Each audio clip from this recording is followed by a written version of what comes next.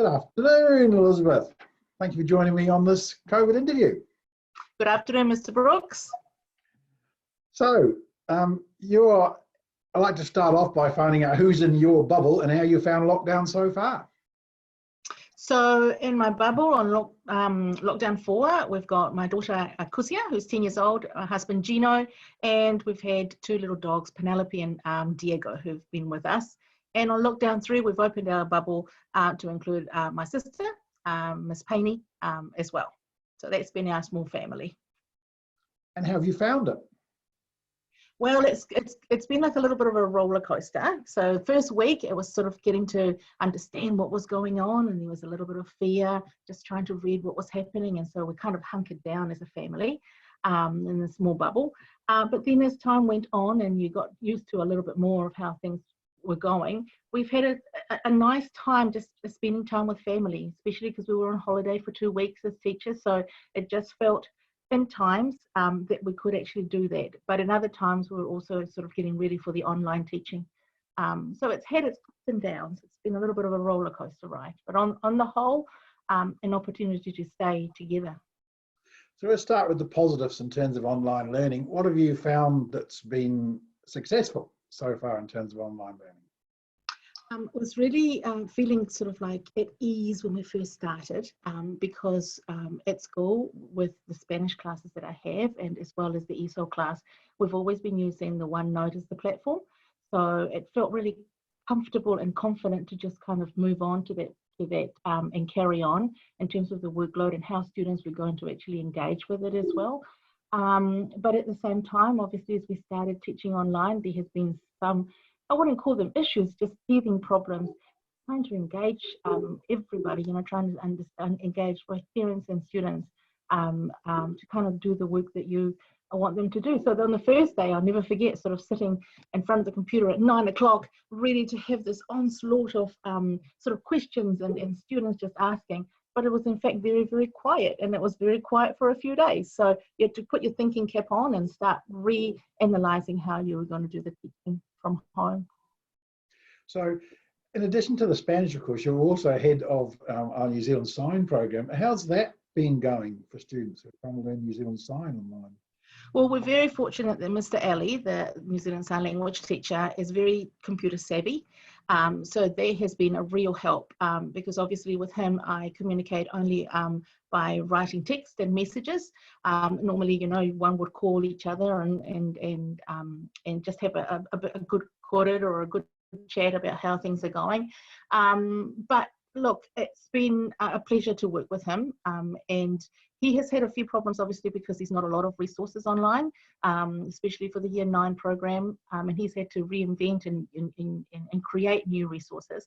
But between the both of us, we've managed to actually put a nice program together. I give him some support in terms of ideas and planning what he could do, but on the whole, he's kind of taking flight with it, which is really neat to see from my point of view as I support him with this, way of engaging.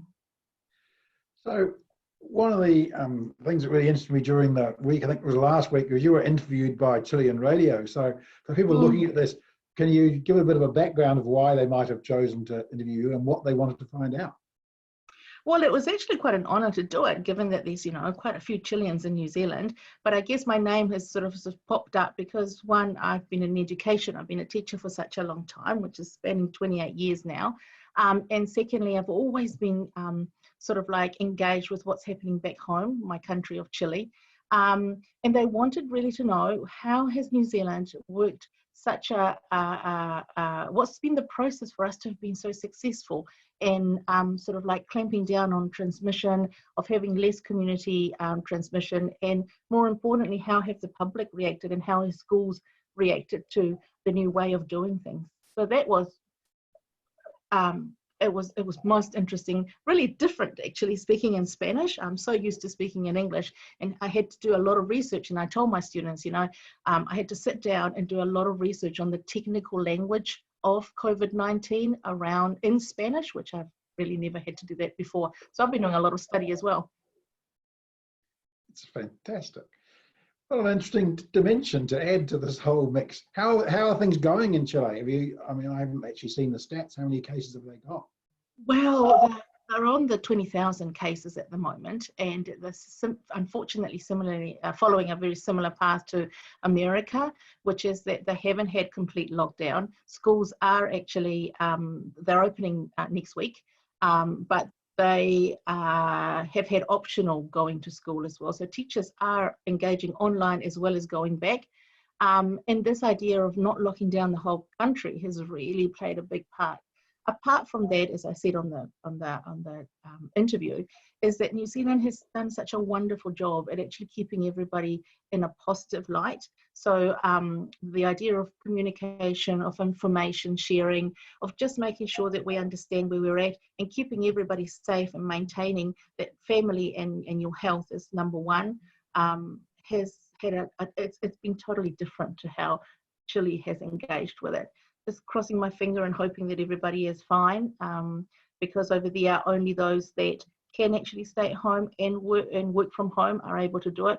But it's a different population, it's a different dynamic, it's a different way of working in developed countries like Chile and like the States as well, where you have a lot of people going out there and having to actually work for their money. Very few subsidies. So it's very, very different and at times disheartening.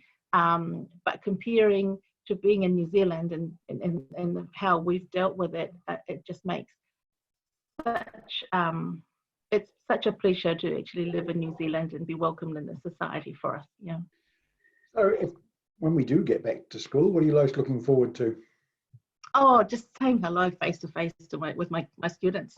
It might sound a bit corny, but I actually do miss them dearly, and I sort of jump up a little down when I actually see an email comes through, just because someone has just said, "Hi, Miss Payne, how's it going?"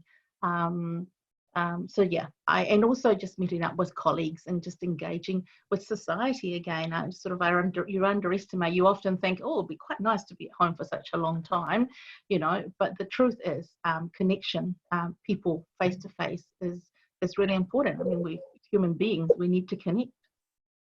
And for you personally, what's going to be your number one thing you want to go and do when you get out of lockdown? I've been doing a few bike rides, only just around the area where we live, and I wouldn't mind trying a bit of trial biking, with all the helmets and all the gears, just to sort of get into something a little bit more, not just physical, but a bit more exciting. Yeah. Well, thank you very much for joining me this afternoon, Elizabeth. I hope it's not too long before we're actually seeing each other face to face again. Looking forward to that. And, absolutely, yes. Bye for now. Thank you. Bye-bye. Mm-hmm.